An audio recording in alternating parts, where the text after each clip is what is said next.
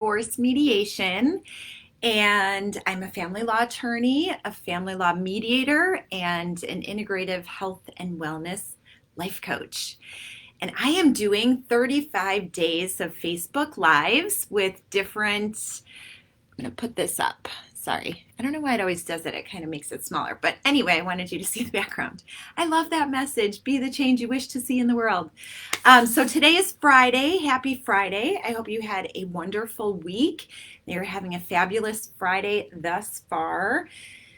Friday's topic is manifesting the life of your dreams with a focus on divorce. And I know this may sound like they don't really connect with one another, but they do.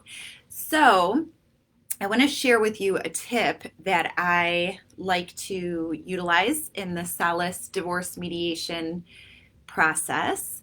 And that is, if you are thinking about going through a divorce, or if you are going through a divorce, it can be very, very powerful for you to set intentions before you start your journey.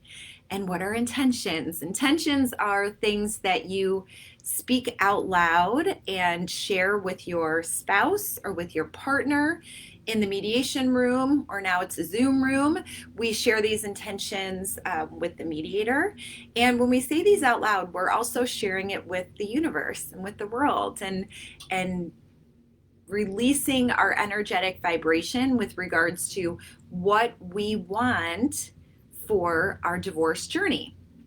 So at Solace, we focus on 3 different intentions.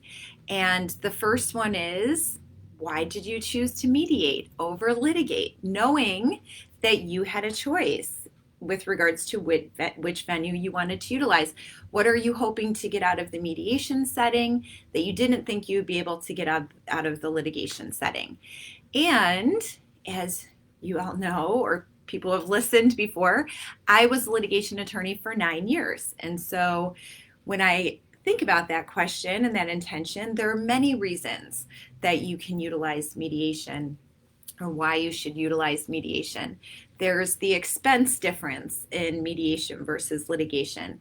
There's the time difference. Mediation costs a fraction of what litigation would cost, and the time frame is so much shorter than a litigated divorce process. And the reason for that is you have to go off the calendar of the judge, both attorneys, everyone has to be in sync. There's a lot of work that needs to be done.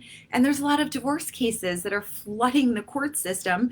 So it's going to take you a while to get your divorce using the court litigation setting. Whereas in mediation, the average amount of time that Solace is able to get people divorced is between 2 to 4 months.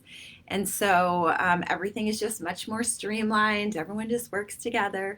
So that's a powerful first intention. If you're choosing mediation, really hone in on why you're doing that. That's powerful to know that. It's powerful to share with your spouse what the reasons are. If it's the cost, if it's the time, maybe you want to focus more on your kids. Maybe you want to focus on creating a fabulous co-parenting relationship and you didn't think you'd be able to do that in the courtroom setting. Whatever it is, share it with your spouse, share it with your partner, say it out loud, and just set that intention. The second intention that I always capture in the Solace process is the intention for self. When you are going through a divorce, it is extremely emotionally difficult, and so it is imperative that you take care of yourself and that you love your beautiful self.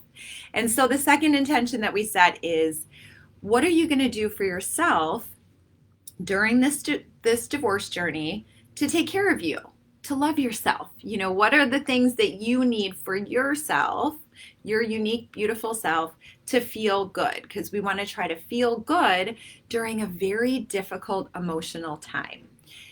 So that is the second intention. And out of the 3, that is usually the hardest for people to do. And I think the reason for that is because there's this ridiculous social stigma that says if you take care of yourself, that you're like a selfish person, or a bad parent if you put yourself first. And that couldn't be further from the truth.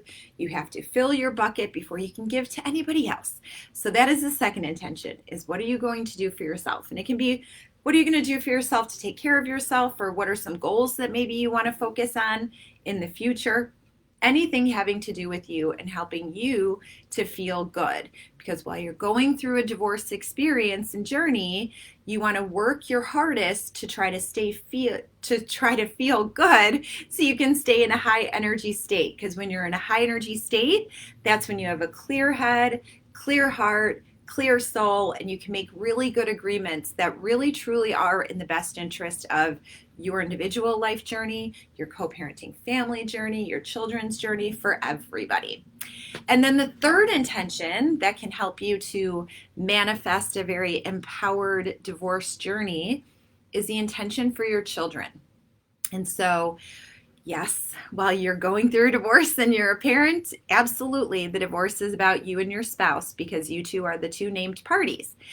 However, your children are part of this too. And while they're not named as parties, they are absolutely affected by this because they're transitioning from the marriage relationship to the co-parenting relationship as well.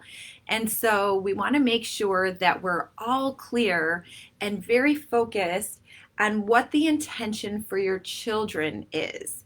And what this means is you think about and you share, how do you want your kids to feel while you're going through this divorce process? How do you want them to feel when this is done, when both parents are in the same room as them or at the same sporting event that they're participating in, right? When COVID's done and we have sporting events again, what are your goals for your kids and how are you going to help facilitate those goals by your behavior during your divorce journey?